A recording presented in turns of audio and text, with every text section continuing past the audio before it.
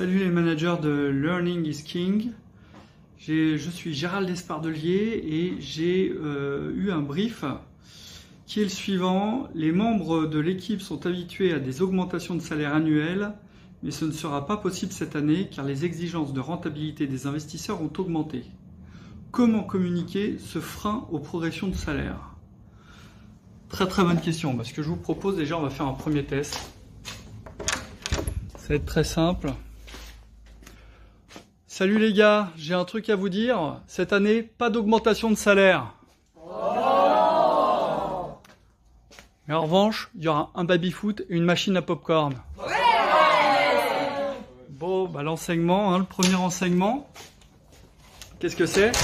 C'est très simple, il suffit de proposer du pain et du jeu. Ça fonctionne toujours, comme disait Jules César.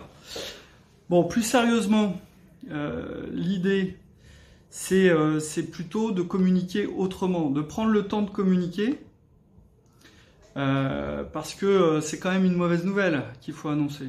Donc, plutôt que de faire une annonce groupée comme je viens de le faire, une annonce laconique, sauf si le but c'est de faire partir les gens, le mieux c'est de fonctionner d'abord en communiquant au cas par cas, parce que on arrive à identifier qui sont les alliés, qui sont les détracteurs, et puis dans le ventre mou, qui sont les hésitants, un peu, vous savez, ces personnes qui savent pas comment voter lors d'un référendum.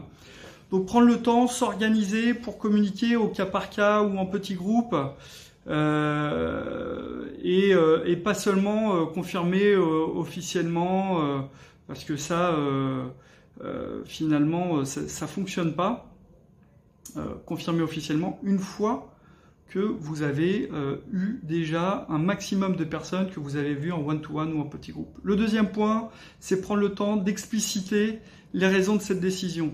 Il ne faut pas croire que les gens savent déjà ce qu'il en est, ont bien compris, donc il ne faut pas croire non plus qu'en fait ils n'ont rien compris et qu'ils ne comprendront jamais.